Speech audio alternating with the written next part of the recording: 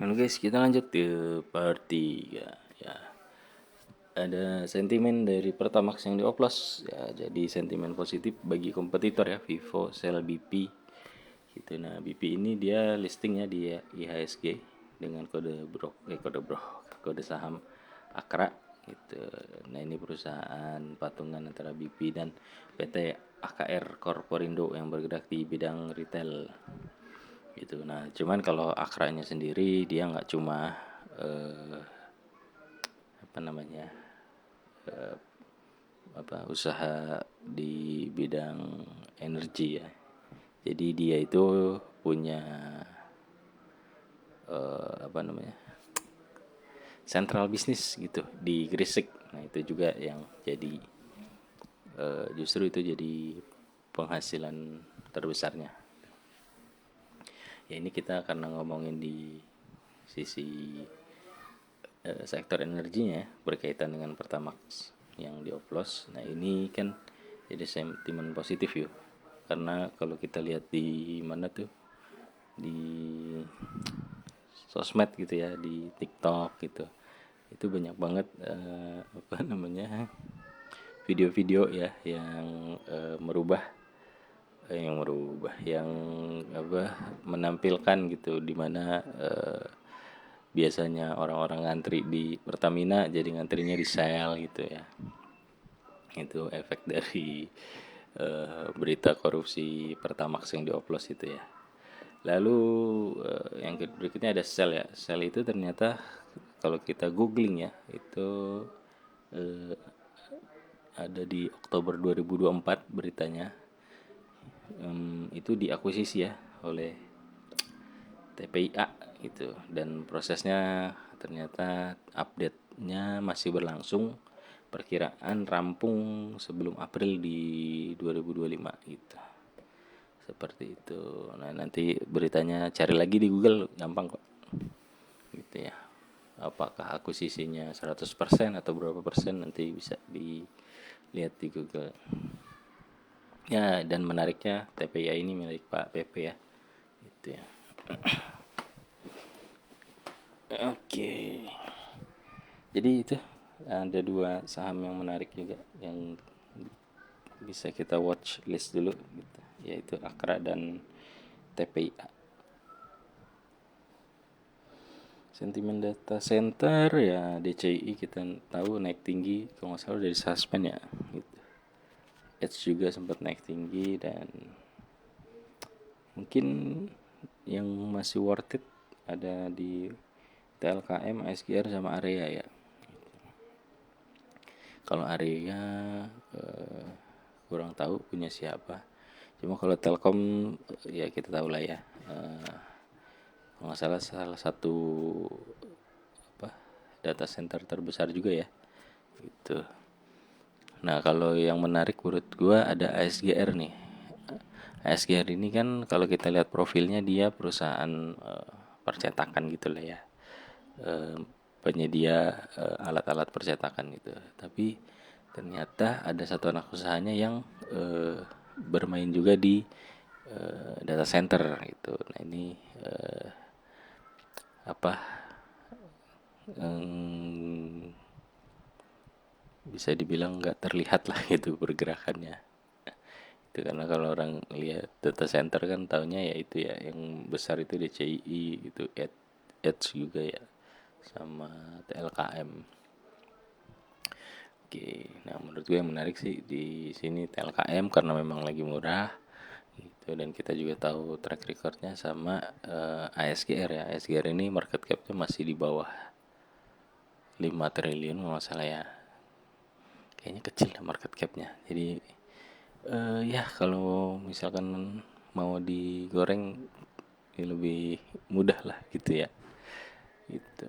Kalau misalkan nanti kedepannya ada sentimen data center yang gimana-gimana, nah kemungkinan saham-saham yang market capnya lebih rendah bisa lebih cepat naiknya.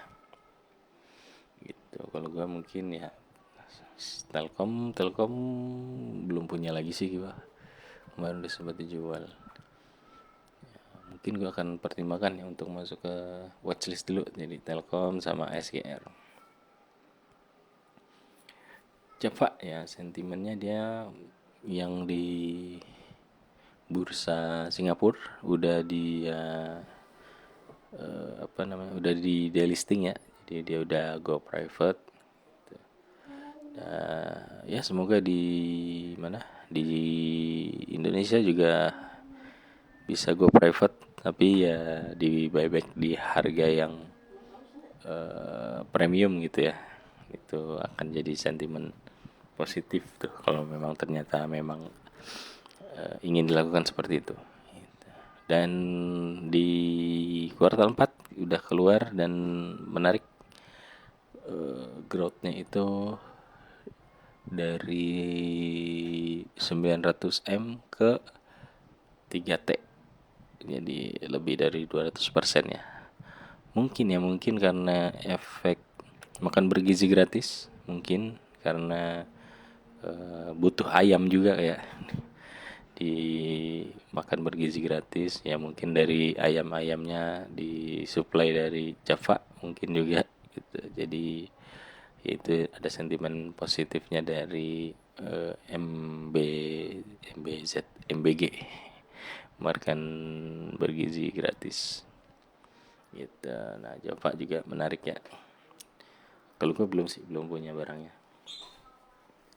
Lalu PGEO, sentimen negatifnya ya satu holding ya, dengan Pertamina ya, yang lagi ramai ini kasus korupsi gitu.